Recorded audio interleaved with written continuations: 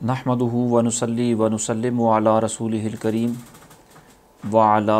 آلہ الطیبین الطاہرین اجمعین اما بعد فاعوذ باللہ من الشیطان الرجیم بسم اللہ الرحمن الرحیم لن تنالوا البر حتی تنفقوا مما تحبون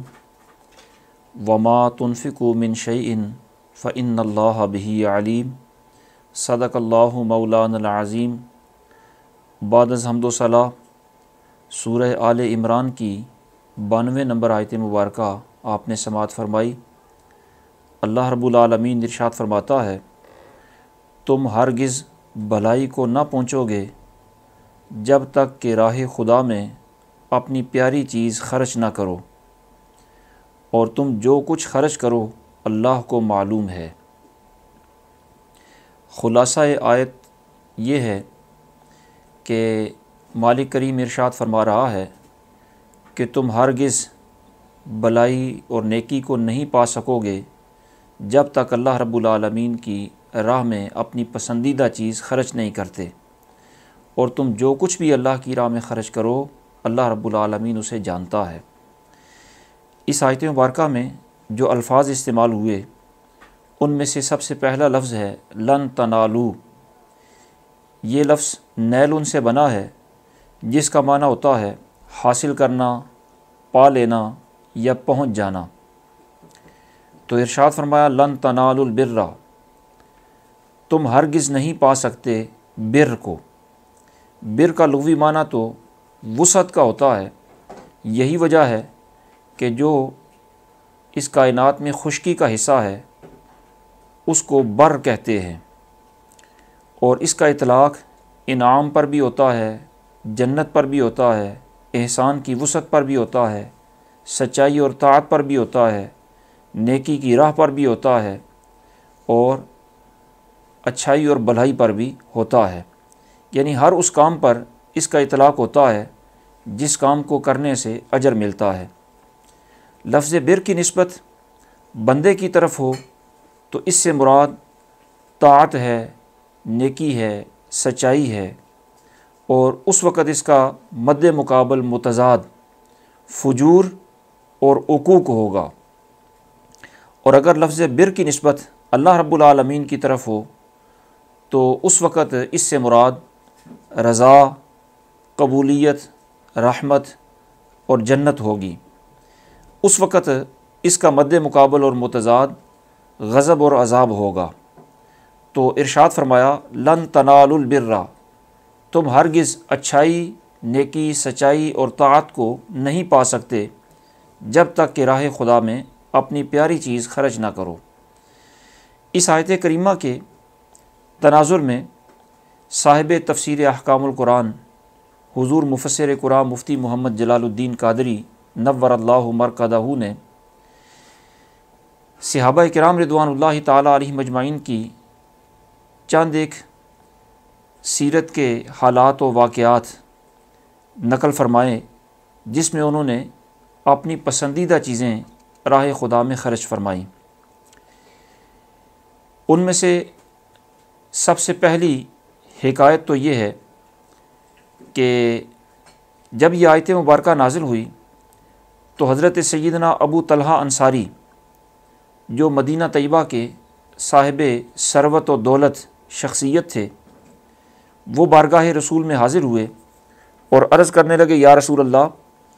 اللہ تبارک و تعالیٰ نے اپنی پسندیدہ اور محبوب شے صدقہ کرنے کا، خرچ کرنے کا حکم فرمایا ہے، تو مدینہ طیبہ میں میرا باغ اور بیر ہا، یہ کنواں ہے، یہ مجھے بڑا پسند ہے، میں اسے اللہ کی راہ میں اس کی خوشنودی کے لیے خرچ کرتا ہوں، اس کی راہ میں دیتا ہوں، اور اس امید پر دیتا ہوں کہ اللہ رب العالمین اس کا ثواب اور اجر میرے لیے جمع فرمائے گا اور قیامت کے دن مجھے عطا فرمائے گا۔ سرکار دو عالم صلی اللہ تعالیٰ علیہ وسلم نے ارشاد فرمایا کہ جو آپ نے کہا وہ میں نے سن لیا، آپ اسے خرچ کرنا چاہتے ہیں تو اپنے جو قرابت دار ہیں ان پر خرچ کرو، انہیں دے دو۔ تو حضرت ابو طلحہ رضی اللہ تعالیٰ عنہ نے عرض کی، یا رسول اللہ، میں ایسا ہی کروں گا۔ چنانچہ انہوں نے اپنا باغ اور کنواں اپنے رشتہ داروں یعنی حضرت حسان بن ثابت رضی اللہ تعالیٰ عنہ اور حضرت ابی بن کعب رضی اللہ تعالیٰ عنہ میں تقسیم فرما دیا۔ تو آپ کو اپنے مال میں سے سب سے پسند وہ باغ اور بیر ہا تھا، آپ نے وہی اللہ کی راہ میں خرچ کر دیا۔ اور یہاں یہ بات ذہن نشین رہے کہ یہ باغ اور کنواں اس وقت مسجد نبوی کے قریب ہی واقع تھا سرکار کے زمانہ میں، اور اس باغ میں حضور صلی اللہ تعالیٰ علیہ وسلم اکثر تشریف لے جاتے اور اس کنویں کے ٹھنڈے میٹھے اور خوشبودار پانی سے کچھ نوش جاں بھی فرمایا کرتے تھے۔ اور زمانہ رسالت کے بعد مسجد نبوی کی توسیع ہوتی رہی، اور اب جو موجودہ توسیع ہے اس میں یہ باغ اور کنواں دونوں ہی مسجد نبوی کی تعمیر میں شامل ہیں۔ باب مجیدی سے جب اندر جائیں تو کنویں کی جگہ کا ایک نشان بنا ہوا ہے، اور پہلے تو ترکوں کے زمانے میں اس پر بیر ہا بھی لکھا گیا تھا، مگر اب چونکہ وہاں انتظامات ایسی انتظامیہ کے پاس ہیں جو متبرک اور مقدس مقامات کے نشانات مٹانے پر تلے ہوئے ہیں، اس لیے انہوں نے وہاں سے بیر ہا کا لفظ تو مٹا دیا، البتہ اس کنویں کے نشانات اب بھی فرش کے اندر سرخ ماربل کی صورت میں موجود ہیں۔ تو یہ حضرت ابو طلحہ انصاری رضی اللہ تعالیٰ عنہ کا ایثار اور راہ خدا میں اپنا محبوب مال خرچ کرنے کا واقعہ تھا۔ اسی طرح حضور کے ایک منہ بولے بیٹے حضرت زید بن حارثہ رضی اللہ تعالیٰ عنہ، انہوں نے جب یہ سنا کہ اللہ رب العالمین اپنی پسندیدہ شے خرچ کرنے کا حکم دیتا ہے، تو انہوں نے اپنا پسندیدہ اور محبوب گھوڑا جس کا نام سبل تھا وہ بارگاہ رسالت میں پیش کر دیا اور عرض کرنے لگے، یا رسول اللہ کہ مجھے یہی پسند ہے، میں اسی کو اللہ کی راہ میں خرچ کرنا چاہتا ہوں۔ سرکار دو عالم صلی اللہ تعالیٰ علیہ وسلم نے ان سے وہ گھوڑا قبول فرما کر انہی کے بیٹے حضرت اسامہ بن زید رضی اللہ تعالیٰ عنہ کو دے دیا۔ تو حضرت زید نے عرض کی، یا رسول اللہ میں تو یہ خرچ کرنے کے لیے، راہ خدا میں دینے کے لیے، خیرات کرنے کے لیے لایا تھا۔ تو حضور نے فرمایا کہ اللہ رب العالمین نے تمہاری طرف سے قبول فرما لیا ہے۔ تو وہ گھوڑا ان کے بیٹے حضرت اسامہ کو سرکار نے عطا فرمایا۔ اسی طرح حضرت سیدنا فاروق اعظم رضی اللہ تعالیٰ عنہ نے اپنے زمانہ خلافت میں جب جلولہ کی فتح ہوئی تو آپ نے حضرت ابو موسیٰ اشعری رضی اللہ تعالیٰ عنہ کو ایک خط لکھا اور آپ نے فرمایا کہ میرے لیے جلولہ کے قیدیوں میں سے کوئی باندی خرید لو۔ اس زمانے میں لونڈیوں کو، باندیوں کو خریدا جاتا تھا اور ان سے خدمات لی جاتی تھیں۔ تو حضرت فاروق اعظم نے فرمایا کہ میرے لیے بھی ایک باندی خرید لو۔ چنانچہ حضرت ابو موسیٰ اشعری رضی اللہ تعالیٰ عنہ نے امیر المومنین حضرت فاروق اعظم رضی اللہ تعالیٰ عنہ کے لیے ایک بہترین سی باندی خرید لی اور آپ کو پیش کی۔ حضرت فاروق اعظم کو وہ باندی بہت پسند آئی، تو آپ نے یہی آیت مبارکہ پڑھی کہ اللہ رب العالمین چونکہ فرماتا ہے کہ میری راہ میں اپنا پسندیدہ مال خرچ کرو، یہ نیکی ہے، تو یہ آیت مبارکہ پڑھ کے وہ باندی اللہ رب العالمین کی راہ میں آپ نے آزاد فرما دی۔ اسی طرح حضرت فاروق اعظم کے لخت جگر حضرت عبداللہ ابن عمر رضی اللہ تعالیٰ عنہ کے صاحبزادے حضرت حمزہ فرماتے ہیں کہ میرے والد گرامی حضرت عبداللہ ابن عمر رضی اللہ تعالیٰ عنہما کے دل میں اس آیت مبارکہ لن تنالوا البر حتی تنفقوا مما تحبون، اس آیت مبارکہ کے بارے میں خیال آیا اور سوچا کہ اللہ رب العالمین نے مجھے بھی تو بہت ساری نعمتیں عطا فرما رکھی ہیں، تو مجھے کون سی شے ہے جو سب سے زیادہ پسند ہے کہ میں اسے اللہ کی راہ میں خرچ کروں، اللہ کی راہ میں دوں۔ یہ سوچنے کے بعد آپ نے اپنی ایک باندی کے بارے میں ذہن جو ہے وہ بنایا کہ یہ باندی مجھے بقیہ مال میں سے سب سے زیادہ محبوب ہے۔ تو آپ نے اس باندی کے متعلق ارشاد فرمایا کہ یہ اللہ کی راہ میں آزاد ہے، اور پھر فرمانے لگے کہ یہ پسند اتنی ہے کہ اگر بارگاہ الہی میں پیش کی ہوئی چیز واپس لینے کی ممانعت نہ ہوتی تو میں اس سے نکاح کر لیتا، لیکن چونکہ ایسا شریعت مطہرہ میں پسندیدہ نہیں ہے اس لیے یہ بالکل ہی آزاد ہے۔ اور پھر اس کا نکاح آپ نے اپنے غلام حضرت کانے رضی اللہ تعالیٰ عنہ سے کر دیا۔ اسی طرح خلیفہ راشد حضرت سیدنا عمر بن عبدالعزیز رضی اللہ تعالیٰ عنہ کی یہ عادت مبارکہ تھی کہ آپ مصری کی بوریاں، یہ میٹھی ایک چیز ہوتی ہے کھانے والی مصری، وہ بوریاں خرید کر آپ خیرات کیا کرتے تھے۔ کسی نے کہا حضور آپ اتنے پیسے کیوں نہیں دے دیتے؟ تو فرمایا مجھے مصری پسند ہے اور میں اپنی پسندیدہ شے اللہ رب العالمین کی راہ میں خرچ کرنا چاہتا ہوں تاکہ مالک کریم قبول فرمائے۔ اسی طرح حضرت سیدنا فاروق اعظم رضی اللہ تعالیٰ عنہ کے پاس خیبر میں ایک زمین تھی جو آپ کو بہت زیادہ پسند تھی۔ آپ نے حضور سے عرض کی کہ وہ زمین جو میری بڑی پسندیدہ زمین ہے میں اللہ کی راہ میں صدقہ کرتا ہوں، تو سرکار نے ارشاد فرمایا کہ زمین اپنے پاس رکھ لو اور اس کی پیداوار خیرات کر دیا کرو۔ تو یہ صحابہ اکرام کی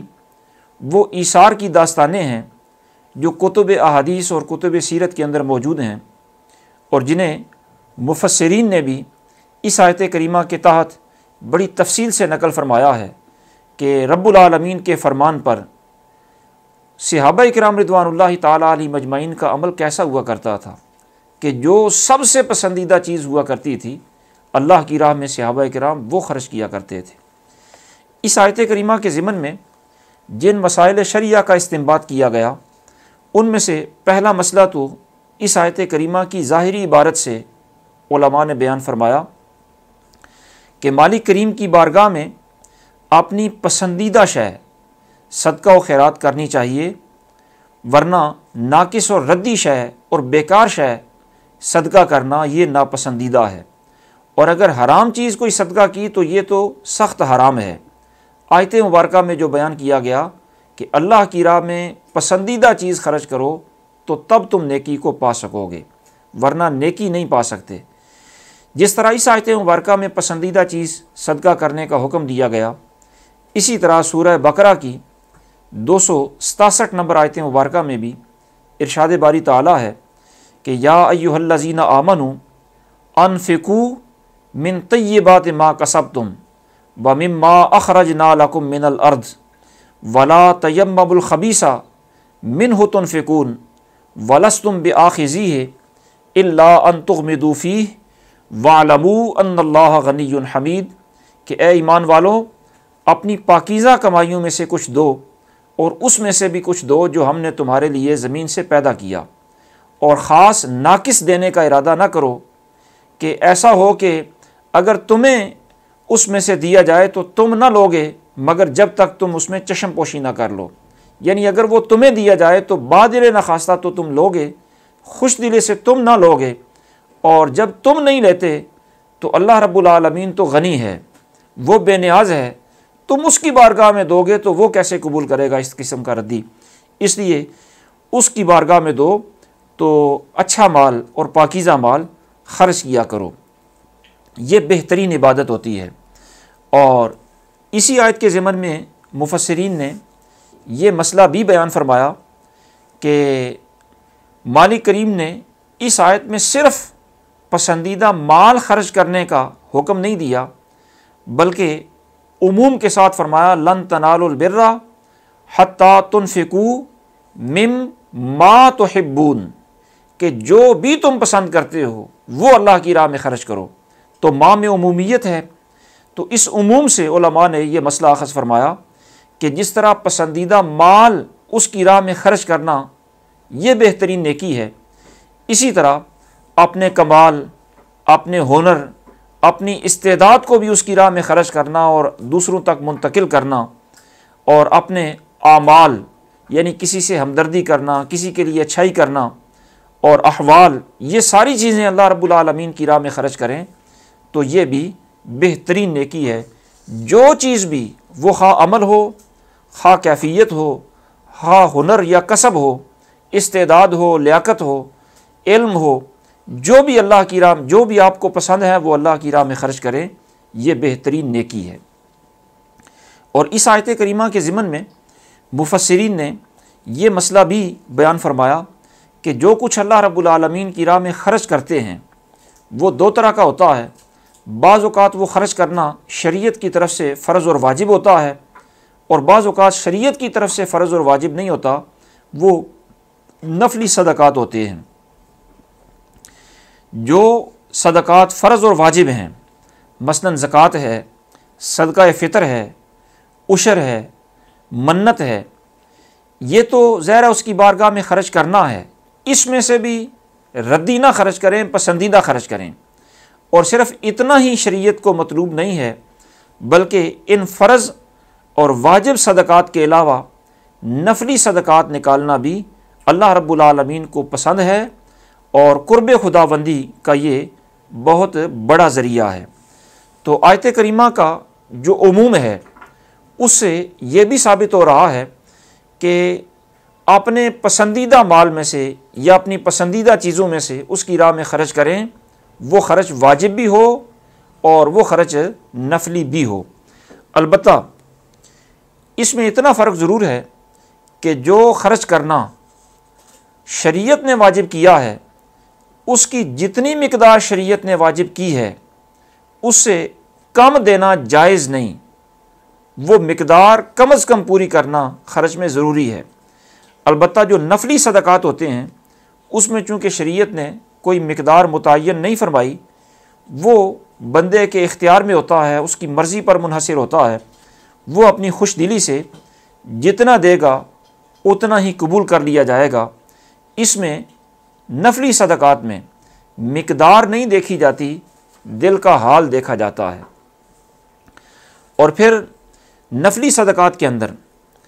یہ بھی ضروری نہیں ہوتا کہ ساری چیزیں آپ صدقہ ہی کر دیں، بلکہ مما تحبون فرمایا کہ اس میں سے کچھ خرچ کرو۔ یہ من تبعیض کے لیے ہے، بعض بیان کرنے کے لیے ہے، یعنی اپنی پسندیدہ اشیاء میں سے بعض بھی صدقہ کر دیں تو بھی اس آیت کے حکم پر عمل ہو جاتا ہے، تمام اشیاء کا صدقہ کرنا لازم نہیں ہے۔ اور اسی آیت کے ضمن میں مفسرین نے یہ وضاحت بھی فرمائی کہ یہ صدقات و خیرات کنہیں دیں، کس پر خرچ کریں۔ تو جس طرح حضور صلی اللہ تعالیٰ علیہ وسلم نے حضرت ابو طلحہ انصاری رضی اللہ تعالیٰ عنہ کے خرچ کرنے کے جذبہ خیر کو دیکھ کر فرمایا کہ اپنا یہ باغ اور اپنا کنواں اپنے رشتہ داروں پر خرچ کرو۔ اسی طرح حضرت اسامہ رضی اللہ تعالیٰ عنہ کا، حضرت زید رضی اللہ تعالیٰ عنہ کا پیش کردہ گھوڑا حضور نے انہی کے قریبی رشتہ دار حضرت اسامہ کو دے دیا۔ تو اس سے علماء نے یہ مسئلہ اخذ فرمایا کہ صدقات و خیرات کی ابتدا قریبی رشتہ داروں سے کرنی چاہیے۔ اگر قریبی رشتہ دار فقیر اور غریب ہوں تو زکوٰۃ یعنی واجب صدقات اور نفلی صدقات سب انہیں ہی دینے میں ترجیح دینی چاہیے، اور ان پر خرچ کرنے میں دوہرا ثواب ہوتا ہے، صلہ رحمی بھی ہو جاتی ہے اور صدقہ بھی ادا ہو جاتا ہے۔ حضور صلی اللہ تعالیٰ علیہ وسلم کا یہی اسوہ حسنہ ہے اور سرکار کی یہی تعلیم مبارک ہے۔ لیکن یہاں یہ بھی بات ذہن نشین رہے کہ جو واجب صدقات ہوتے ہیں وہ قریبی رشتہ داروں کو تو دیں گے، بشرطے کہ وہ آپ کے اصول یعنی ماں باپ،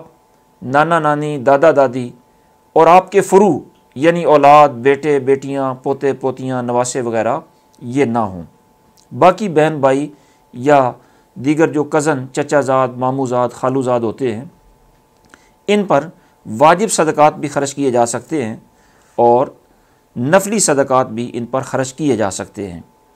اور یہاں علماء نے یہ بھی وضاحت فرمائی کہ جو اپنی محبوب اشیاء ہوتی ہیں وہ جب بھی اللہ کی راہ میں دیں تب ہی قبول ہوتی ہیں، لیکن کچھ گھڑیاں خاص برکت والی اور قبولیت والی ہوتی ہیں، ان میں دیں تو زیادہ قبولیت ہوتی ہے۔ جس طرح عید قربان ہوتی ہے کہ اس میں وہ گوشت قربانی کا صدقہ کیا جاتا ہے، رشتہ داروں کو، دوست احباب کو دیا جاتا ہے۔ اسی طرح شب برات، عید فطر، یہ محبوب اوقات ہیں، پسندیدہ اوقات ہیں، ان میں خرچ کریں تاکہ زیادہ اللہ رب العالمین اجر و ثواب عطا فرمائے۔ تو جس طرح محبوب اشیاء خرچ کرنا پسندیدہ ہے، اسی طرح محبوب وقت میں خرچ کرنا یہ بھی پسندیدہ ہے، اور اسی طرح اپنے جو دوست احباب محبوب بندے ہیں ان پر خرچ کرنا یہ بھی پسندیدہ ہے۔ سرکار دو عالم صلی اللہ تعالیٰ علیہ وسلم اپنی محبوب زوجہ ام المومنین حضرت سیدہ خدیجۃ الکبریٰ رضی اللہ تعالیٰ عنہا کی طرف سے گوشت جو تقسیم فرمایا کرتے، وہ سرکار انہی کی محبوب سہیلیاں، انہی میں سرکار تقسیم فرمایا کرتے تھے۔ اور اسی آیت کریمہ کے ضمن میں مفسرین نے یہ مسئلہ بھی بیان فرمایا کہ خرچ تو اللہ کی راہ میں کریں گے، لیکن وہ خرچ اعلانیہ کریں یا وہ خرچ چھپا کر کریں۔ اس سلسلے میں یہ تفصیل ذہن نشین رہے کہ اعلانیہ دینے میں اگر ریاکاری نہ ہو،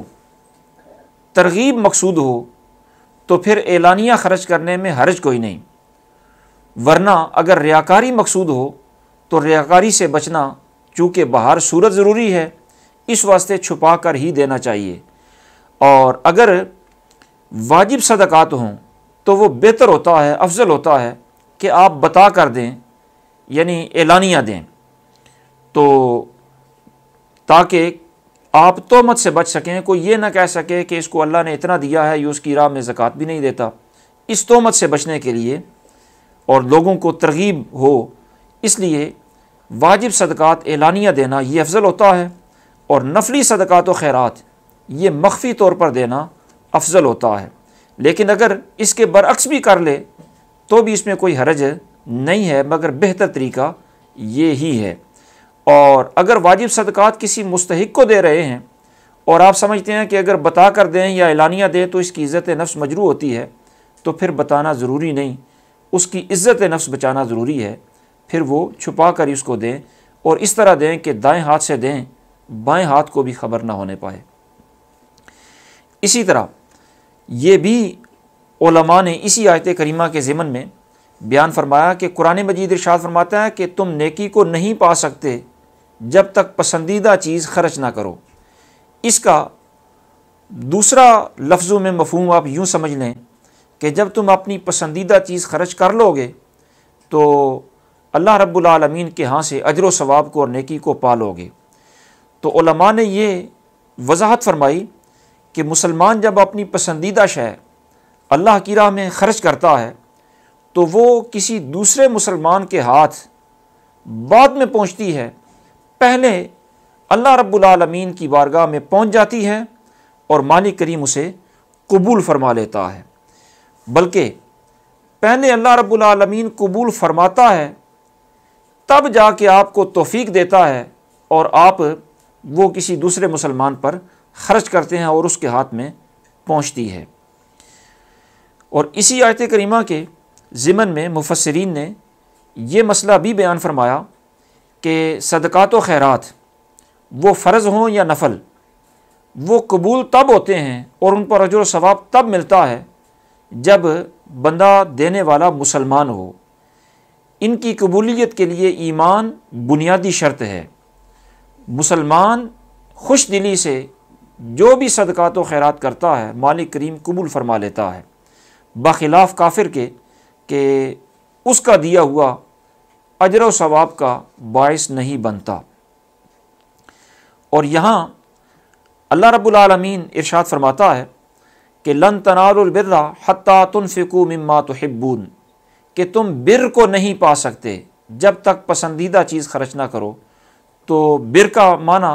جس طرح نیکی اور اجر و ثواب ہے، اسی طرح بر کا معنی سچائی بھی ہے، طاعت بھی ہے۔ تو طاعت اور سچائی کا اختیار کرنا یہ بھی مسلمان کے لیے چونکہ لازمی ہے، اس لیے ہمیشہ سچائی کو اختیار کرنے کی کوشش کرنی چاہیے۔ اور سچائی اختیار کرنے کے لیے ضروری ہے کہ بندہ جھوٹ کو چھوڑے، اس واسطے کہ جو جھوٹا ہوتا ہے نہ دنیا میں اس کی کوئی قدر و منزلت ہوتی ہے اور نہ ہی آخرت میں اس کا کوئی مقام و مرتبہ ہوگا۔ سرکار نے ایک موقع پر ارشاد فرمایا علیکم بالصدق فإن الصدق یہدی الی البر وإن البر یہدی الی الجنہ۔ سرکار نے فرمایا سچائی کو اپنے اوپر لازم کر لو، اس لیے کہ سچائی نیکی کی طرف لے جاتی ہے اور نیکی جنت کی طرف لے جاتی ہے۔ اور سرکار نے فرمایا ما یزال الرجل یصدق ویتحری الصدق حتی یکتب عند اللہ صدیقا، کہ بندہ ہمیشہ سچ بولتا رہتا ہے اور سچائی کی طرف بندہ مائل رہتا ہے یہاں تک کہ اللہ کے ہاں صدیق لکھ دیا جاتا ہے۔ اور پھر فرمایا وَإِيَّاكُمْ وَالْكِذْبَ، جھوٹ سے بچو، فَإِنَّ الْكِذْبَ يَهْدِي إِلَى الْفُجُورِ وَإِنَّ الْفُجُورَ يَهْدِي إِلَى النَّارِ، اس لیے کہ جھوٹ یہ گناہ کی طرف لے جاتا ہے اور گناہ جہنم کی طرف لے جاتا ہے۔ اور پھر فرمایا ما یزال الرجل یکذب ویتحری الکذب حتی یکتب عند اللہ کذابا، کہ بندہ جھوٹ بولتا رہتا ہے اور جھوٹ کی طرف مائل رہتا ہے یہاں تک کہ وہ اللہ کے ہاں بھی جھوٹا ہی لکھ دیا جاتا ہے۔ اس لیے سچائی اختیار کرنا اور جھوٹ سے بچنا یہ بھی ضروری ہوتا ہے۔ اور پھر مالک کریم یہاں ترغیب دیتے ہوئے فرما رہا ہے کہ اپنی پسندیدہ چیز خرچ کرو تاکہ نیکی کو پالو۔ تو جس کو جو پسند ہے وہ اپنے حالات کا جائزہ لے اور پسندیدہ چیز سے اپنا ہاتھ اٹھا لے، اس سے دستبردار ہو جائے۔ اور خاص طور پر یہ تنبیہ ہے ان اہل دنیا کے لیے جو اپنی ضروریات پوری ہونے کے باوجود دنیا کے حصول کے لیے اور مال جمع کرنے کے لیے مارے مارے پھرتے ہیں، اور ان کے سارے تعلقات اور ساری تگ و دو سب کا مرکزی نقطہ صرف اتنا ہے کہ دنیا کس طرح حاصل ہو۔ ان کے لیے خاص طور پر یہ تنبیہ ہے کہ اگر وہ نیکی پانا چاہتے ہیں اور اللہ رب العالمین کا قرب حاصل کرنا چاہتے ہیں تو وہ دنیا سے ہاتھ اٹھا لیں، کیونکہ اللہ کے نزدیک وہی محبوب ہوتا ہے جو اپنی پسندیدہ شے اس کے لیے چھوڑ دیتا ہے۔ اور حضور صلی اللہ تعالیٰ علیہ وسلم کے صحابہ کرام کی سیرتیں آپ نے ملاحظہ فرما لیں کہ انہوں نے اپنی پسندیدہ چیزیں اللہ کی راہ میں چھوڑی ہیں، صدقہ کی ہیں، خیرات کی ہیں۔